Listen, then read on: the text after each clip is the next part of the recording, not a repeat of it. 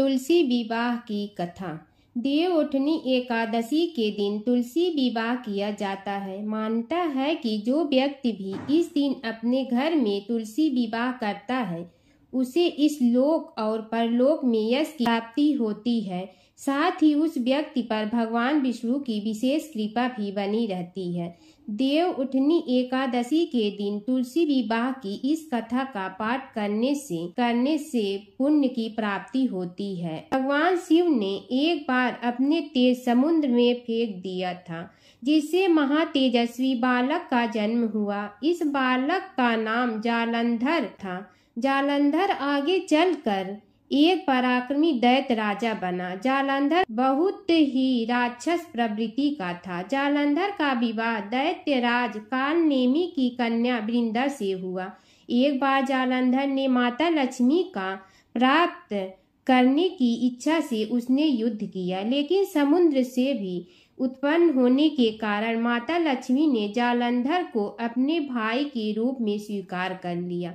जालंधर जब पराजित हो गया तो वह वहां देवी पार्वती को पाने की लालसा से कैलाश पर्वत पर पहुंच गया। इसके बाद जालंधर भगवान शिव का रूप धारण कर माता पार्वती के पास पहुंचा, लेकिन माता पार्वती ने अपने योग बल से उसे तुरंत ही पहचान लिया और माता पार्वती वहां से तुरंत ही अंतर्ध्यान हो गई। जहां जालंधर भगवान शिव के साथ ही युद्ध करने लगा। देवी पार्वती ने सारा वृतांत भगवान विष्णु को सुनाया। जालंधर की पत्नी वृंदा अत्यंत पतिव्रता स्त्री थी। उसी के पति व्रत धर्म की शक्ति से जालंधर न तो मारा जाता था और न ही पराजित होता था। इसीलिए जालंधर नाश करने के लिए वृंदा के पति व्रत धर्म को इसके बाद भगवान विष्णु एक ऋषि का रूप धारण करके वन में पहुंचे, जहां वृंदा भ्रमण कर रही थी। भगवान विष्णु के साथ दो राक्षस भी पहुंचे, जिन्हें देखकर वृंदा भयभीत हो गए। फिर भगवान विष्णु जो ऋषि के रूप में थे, उन्होंने वृंदा के सामने पल में दोनों को भस्म कर दिया।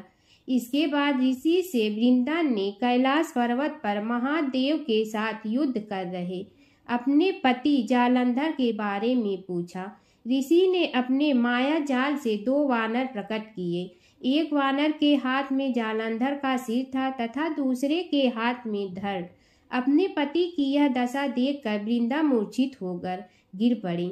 जब वृंदा को होश आया तो उसने अपने पति को जीवित करने की विनती की। इसके बाद भगवान ने अपनी माया से जालंधर का सिर धड़ से जोड़ दिया, लेकिन स्वयं भी वह इसी शरीर में प्रवेश कर गए।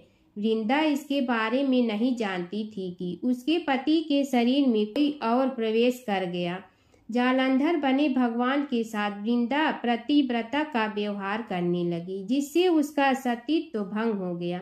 ऐसा होते ही उधर कैलाश पर्वत पर वृंदा का पति जालंधर युद्ध में हार गया।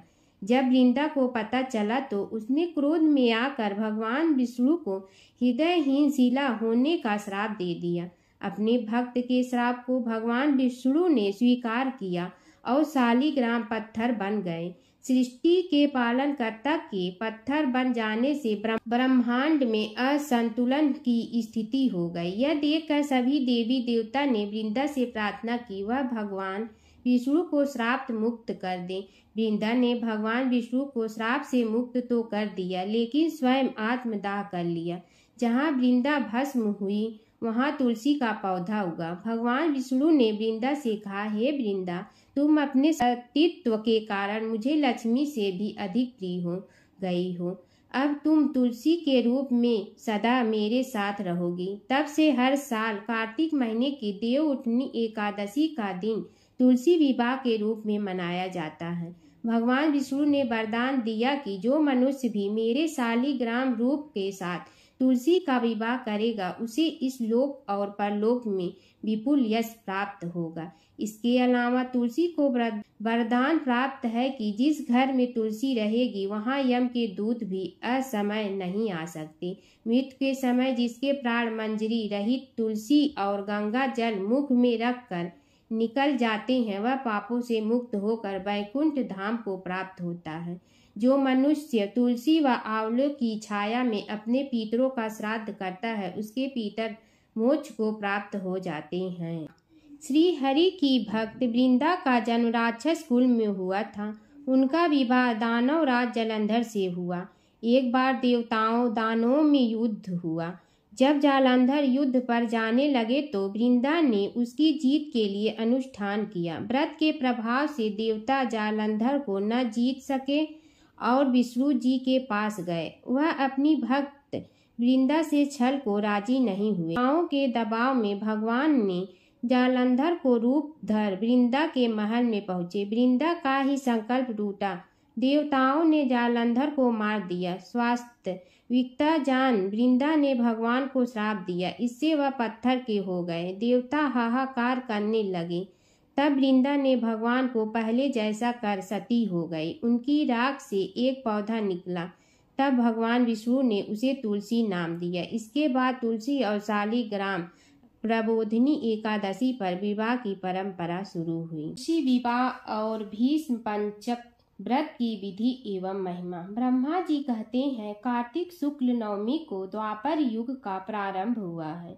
अतः वह तिथि दान और उपवास में क्रमशः पूर्वाह व्यापिनी तथा पराह व्यापिनी हो तो ग्राहा है। इसी तिथि को नवमी से एकादशी तक मनुष्य शास्त्रोक्त विधि से तुलसी के विवाह का उत्सव करें तो उसे कन्यादान का फल होता है। पूर्व काल में कनक की पुत्री किशोरी ने एकादशी तिथि में संध्या के समय तुलसी की वैवाहिक विधि संपन्न की। इससे वह किशोरी वैधव्य दोष से मुक्त हो गई। अब मैं उसकी विधि बतलाता हूँ। 1 तोला सुवर्ण की भगवान विष्णु की सुंदर प्रतिमा तैयार करावें अथवा अपनी शक्ति के अनुसार आधे या चौथाई तोले की ही प्रतिमा बनवा लें। फिर तुलसी और भगवान विष्णु की प्रतिमा में प्राण प्रतिष्ठा करके स्तुति आदि के द्वारा भगवान को उठावें। पुनः पुरुष सूक्त के मंत्रों द्वारा षोडश उपचार से पूजा करें। पहले देश काल का स्मरण करके गणेश पूजन करें। फिर पुण्याह वाचन कराकर नंदी श्राद्ध करें। तत्पश्चात वेद मंत्रों के उच्चारण और बाजे आदि की ध्वनि के साथ भगवान विष्णु की प्रतिमा को तुलसी के निकट ला कर रखें। प्रतिमा को वस्त्रों से आच्छादित किए रहें। उस समय भगवान का इस प्रकार आह्वान करें। भगवान केशव आइए देव, मैं आपकी पूजा करूंगा। आपकी सेवा में तुलसी को समर्पित करूंगा। आप मेरे संपूर्ण मनोरथों को पूर्ण करें। इस प्रकार आवाहन के पश्चात 3 बार अर्घ्य पाद्य और विष्टि का उच्चारण करके इन्हीं बारी बारी से भगवान को समर्पित करें। फिर आचमनी पद का 3 बार उच्चारण करके भगवान को आचमन करावें। इसके बाद कांस्य के पात्र में दही, घी और मधु रख कर उसे कांस्य के पात्र से ही ढक दें तथा भगवान को अर्पण करते हुए इस प्रकार कहें, वासुदेव आपको नमस्कार है। यह मधु पर्क ग्रहण कीजिए। तदंतर हरिद्रा लेपन और अभ्यंग कार्य संपन्न करके गोधूली की बेला में तुलसी और श्री विष्णु का पूजन पृथक पृथक करना चाहिए। दोनों को एक दूसरे के सम्मुख रख कर मंगल पाठ करें। जब भगवान सूर्य कुछ कुछ दिखाई देते हों तब कन्यादान का संकल्प करें। अपने गोत्र और प्रवर का उच्चारण करके आदि की 3 पीढ़ियों का भी आवर्तन करें। तत्पश्चात भगवान से इस प्रकार कहें, और अंत से रहित त्रिभुवन प्रतिपालक परमेश्वर, इस तुलसी को आप विवाह की विधि से ग्रहण करें। यह पार्वती के बीज से प्रकट हुई है, वृंदा की भस्म में स्थित रही है तथा आदि मध्य और अंत से शून्य है। आपको तुलसी बहुत ही प्रिय है, अतः इसे मैं आपकी सेवा में अर्पित करता हूँ। मैंने जल के घड़ों से सींच कर और अन्य प्रकार की सेवाएं करके अपनी पुत्री की भांति इसे पाला पोसा और बड़ा किया है। आपकी प्रिय तुलसी मैं आपको ही दे रहा हूँ, प्रभु आप इसे ग्रहण करें। इस प्रकार तुलसी का दान करके फिर उन दोनों तुलसी और विष्णु की पूजा करें। विवाह का उत्सव मनाएं। सवेरे होने पर पुनः तुलसी और विष्णु का पूजन करें। अग्नि की स्थापना करके उसमें 12 अक्षर मंत्र से खीर, घी, मधु और तिल मिश्रित हवन द्रव्य की 108 आहुति दें। फिर स्विष्टकृत होम करके पूर्णाहुति दें। आचार्य की पूजा करके होम की शेष विधि पूरी करें। उसके बाद भगवान से इस प्रकार प्रार्थना करें, देव प्रभु आपकी प्रसन्नता के लिए मैंने यह व्रत किया है। जनार्दन, इसमें जो न्यूनता हो वह आपके प्रसाद से पूर्णता हो प्राप्त हो जाए। यदि द्वादशी में रेवती का चौथा चरण बीत रहा हो तो उस समय पारण करें। जो उस समय भी पारण करता है वह अपने व्रत को निष्फल कर देता है। भोजन के पश्चात तुलसी के स्वतः गल कर गिरे हुए पत्तों को खाकर मनुष्य सब पापों से मुक्त हो जाता है। भोजन के अंत में ऊख, आंवला और बेर का फल खा लेने से उच्छिष्ट दोष मिट जाता है। तदंतर भगवान का विसर्जन करते हुए कहें, भगवान आप तुलसी के साथ वैकुंठ धाम में पधारें। प्रभु मेरे द्वारा की हुई पूजा ग्रहण करके आप सदा संतुष्ट रहें। इस प्रकार देवेश्वर विष्णु का विसर्जन करके मूर्ति आदि सब सामग्री आचार्य को अर्पण करें। से मनुष्य की तार्थ हो जाता है। कार्तिक शुक्ल पक्ष में एकादशी को प्रातः काल विधि पूर्वक स्नान करके 5 दिन का व्रत ग्रहण करें। बाड़ा शैया पर सोए हुए महात्मा भीष्म ने राजधर्म, मोक्ष धर्म और दान धर्म का वर्णन किया, जिसे पांडवों के साथ ही भगवान श्री कृष्ण ने भी सुना। उससे प्रसन्न होकर भगवान वासुदेव ने कहा, भीष्म तुम धन्य हो, धन्य हो, तुमने धर्मों का स्वरूप अच्छी तरह श्रवण कराया है। कार्तिक की एकादशी को तुमने जल के लिए याचना की और अर्जुन ने बाण के वेग से गंगा जल प्रस्तुत किया, जिससे तुम्हारे तन मन प्राण संतुष्ट हुए। इसलिए आज से लेकर पूर्णिमा तक तुम्हें सब लोग अर्घदान से तृप्त करें और मुझको संतुष्ट करने वाले इस भीष्म पंचक नामक व्रत का पालन प्रतिवर्ष करते रहें। निम्नांकित मंत्र पढ़कर सभ्य भाव से महात्मा भीष्म के लिए तर्पण करना चाहिए। यह भीष्म तर्पण सभी वर्णों के लोगों के लिए कर्तव्य है। अजन्म ब्रह्मचर्य का पालन करने वाले परम पवित्र सत्य व्रत परायण गंगा नंदन महात्मा भीष्म को मैं यह अर्घ देता हूँ। जो मनुष्य पुत्र की कामना से स्त्री सहित भीष्म पंचक व्रत का पालन करता है वह वर्ष के भीतर ही पुत्र प्राप्त करता है। जो भीष्म पंचक व्रत का पालन करता है उसके द्वारा सब प्रकार के शुभ कृत्यों का पालन हो जाता है। यह महापुण्य व्रत महापापों का नाश करने वाला है, अतः मनुष्यों को प्रयत्न पूर्वक इसका अनुष्ठान करना चाहिए। इसमें भीष्म जी के लिए जलदान और अर्घदान विशेष यत्न से करना चाहिए। जो नीचे लिखे मंत्र से भीष्म के लिए अर्घ दान करता है वह मोक्ष का भागी होता है। भीष्म वर्मा को मैं यह जल देता हूँ। वासुओं के अवतार संतनु के पुत्र आजन्म ब्रह्मचारी भीष्म को मैं अर्घ देता हूँ। पंचगव्य सुगंधित चंदन के जल, चंदन उत्तम गंध और कुमकुम के द्वारा भक्ति पूर्वक सर्व पापहारी श्री हरि का पूजन करें। कपूर और खस मिले हुए कुमकुम से भगवान गरुड़ध्वज के अंगों में लेप करें। सुंदर पुष्प एवं गंध धूप आदि के द्वारा भगवान की अर्चना करें। 5 दिनों तक भगवान के समीप दिन रात दीपक जलता रहे। देवाधिदेव भगवान के लिए उत्तम से उत्तम नैवेद्य निवेदन करें। इस प्रकार भगवान की पूजा अर्चना ध्यान और नमस्कार के पश्चात ओम नमो वासुदेवाय इस मंत्र का 108 बार जप करें।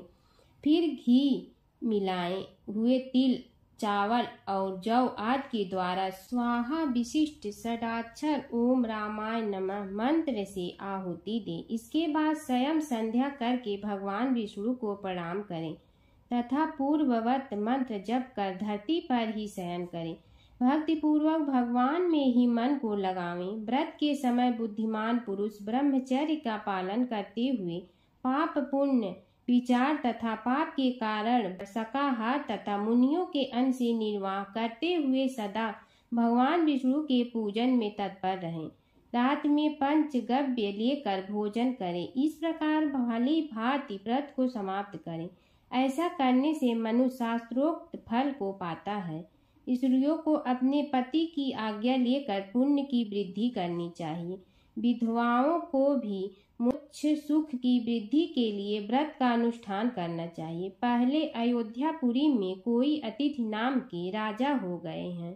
उन्होंने वशिष्ठ जी के वचन से इस परम दुर्लभ व्रत का अनुष्ठान किया था, जिससे इस लोक में संपूर्ण भोगों का उपभोग करके अंत में वे भगवान विष्णु के परम धाम गए। इस प्रकार नियम उपवास और पंचगव्य से तथा दूध फल फूल एवं हविष्य के आहार से निर्वाह करते हुए भीष्म पंचक व्रत का पालन करें। पूर्णमासी आने पर पहले के समान पूजन करके ब्राह्मणों को भोजन करावें और बछड़े सहित गौ का दान करें। एकादशी से लेकर पूर्णिमा तक 5 दिनों का भीष्म पंचक व्रत समस्त भूमंडल में प्रसिद्ध है। अन्न भोजन करने वाले पुरुष के लिए यह व्रत नहीं कहा गया है। इसमें अन्न का निषेध है। इस व्रत का पालन करने पर भगवान विष्णु शुभ फल प्रदान करते हैं।